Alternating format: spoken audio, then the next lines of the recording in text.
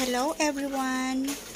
Welcome po sa aking munting tahanan. Sa episode na to ay isi-share ko sa inyo ang paglilinis ko ng countertop, mga shelves at refrigerator at saka paglilinis ko ng bedroom ng aking anak at marami pang ibang mga ginawa kong activities. Kumusta pala kayo mga moms? Sigurado busy din kayo katulad ko.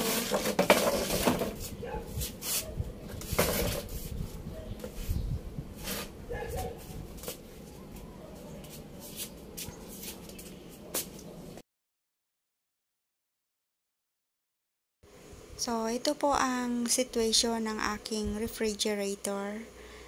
Medyo messy na siya at madumi.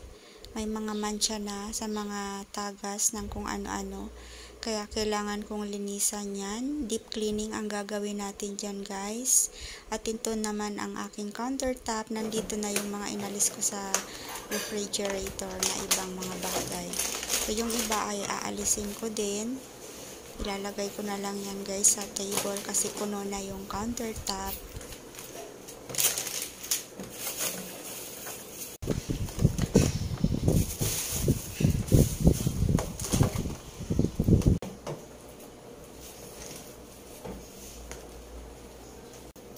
Ito nga pala yung refrigerator na to ay lumang-luma na talaga guys. More or less 24 years na itong nagsisilbi sa amin.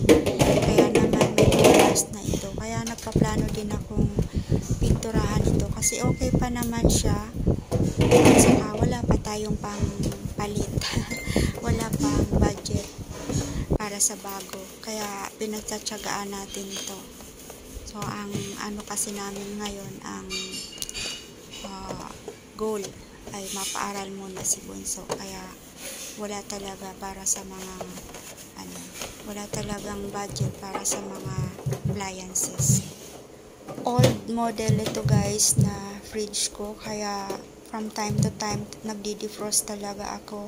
Malakas pa naman tong magyelo, kaya pagka hindi ko agad naasikaso ay talagang napupuno ng yelo ang freezer.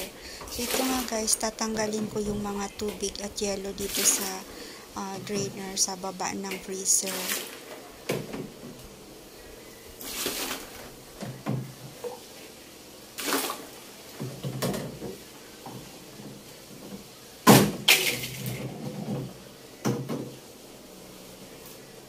Para naman sa deep cleaning ng ating fridge ay gagamit tayo ng baking soda.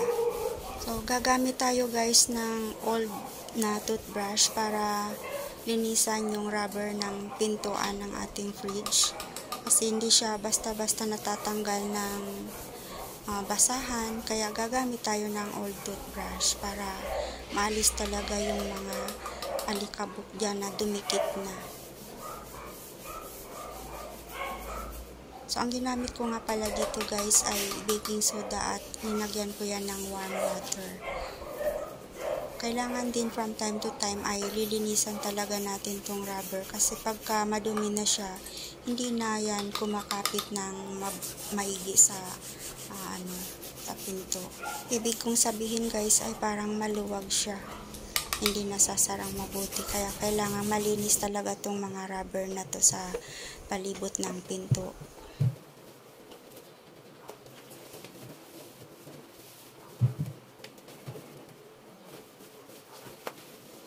Ayan guys, nagtimpla uli ako ng bagong baking soda sa warm water kasi pangalawang beses na to na i-brush ko kasi talagang madumi kaya kailangan talagang matanggal yan. So twice natin yan na brush at pupunasan din ng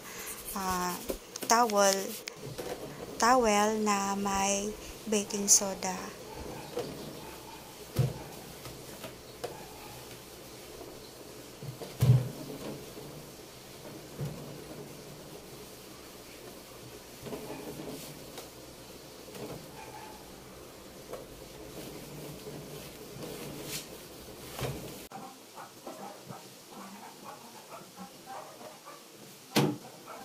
Sorry nga pala guys, medyo maingay ang mga aso ng aming kapitbahay.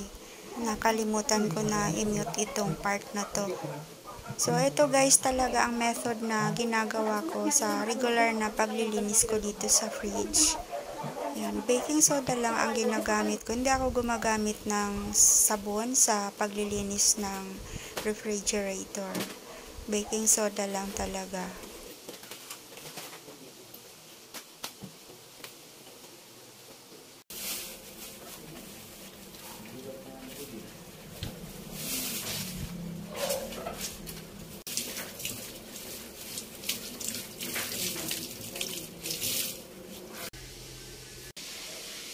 Yan guys, na maliit na basin, may lukewarm water yan with baking soda. So dyan ko binabanlawan yung towel na ipinangpupunas ko sa refrigerator.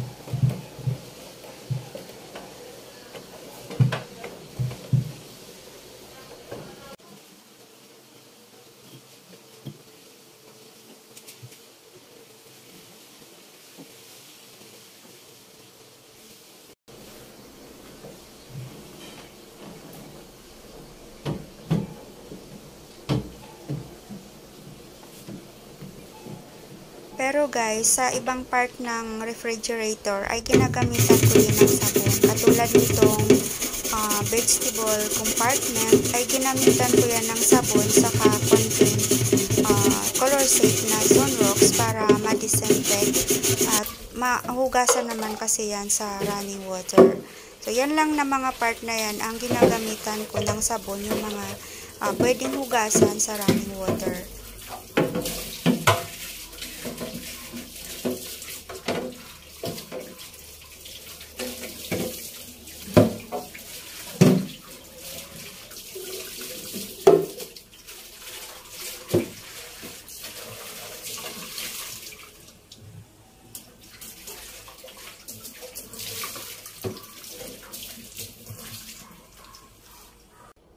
Pagkatapos hugasang mabuti, ay pupunasan na natin yan ng tuyong basahan.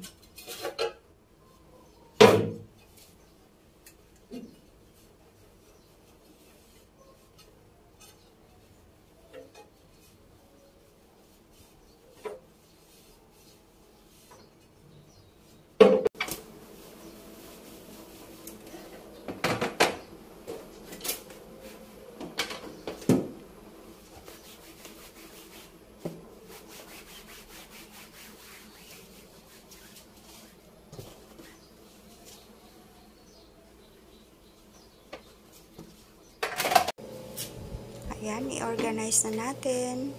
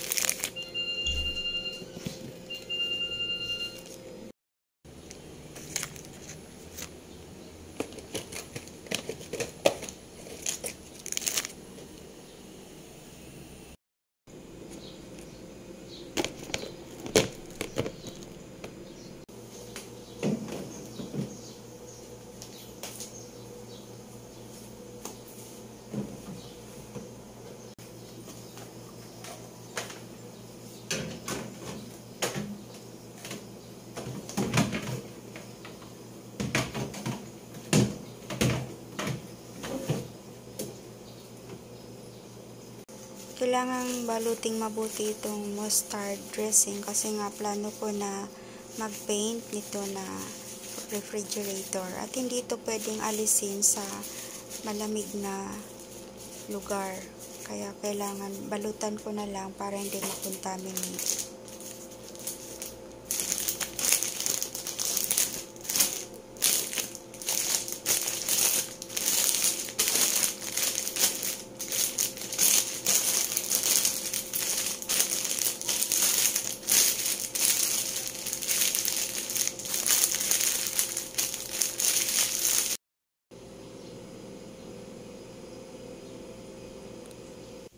So, konti talaga ang laman nito guys na ref kasi nga plano ko tong pinturahan kaya ayaw ko muna mag-grocery ng mga ilalagay dito.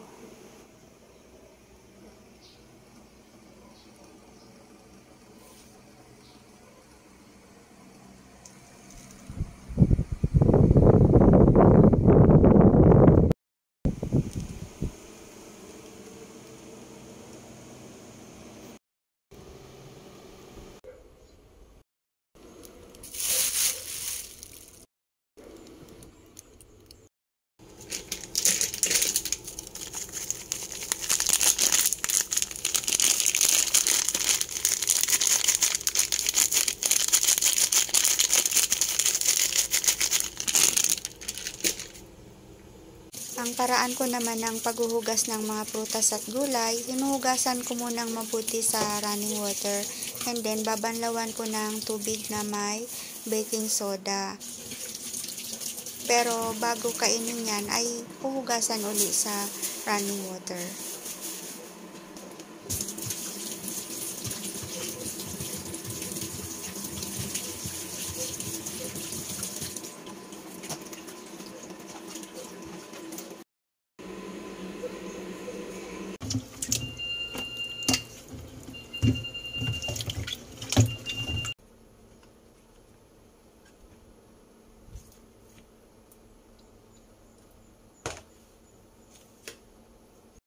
Sorry nga pala guys, dahil sa pagod ay namali ako. Itong clip na to ang dapat nauna doon sa sinusundan nito.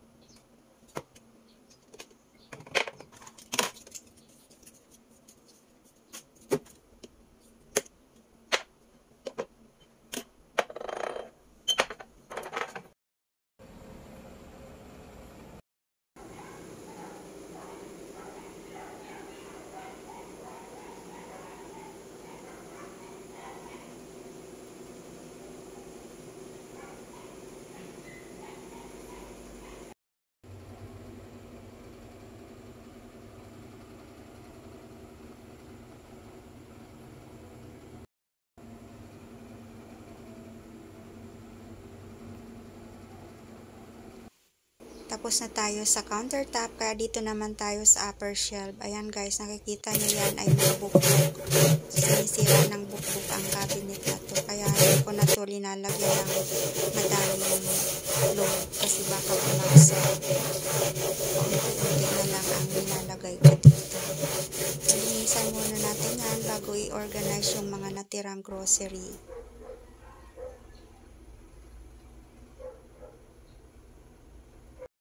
Tapos na sa taas, kaya dito naman tayo sa baba. Ayan guys, mga bukbuk din yan.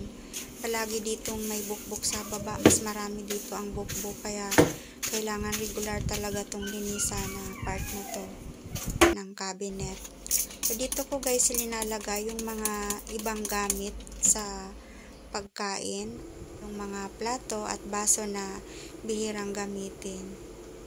Nakabox siya dapat kasi nga para hindi mapasok ng ipis at malagyan ng mga bukbok. Dito na tayo guys sa kwarto ng aking anak. Dito naman tayo maglilinis. Dahil nga nagkasakit siya kaya ako muna ang maglilinis dito. Yan nga pala guys na naririnig yung ugong ay yung water pump yan ng aming kapitbahay.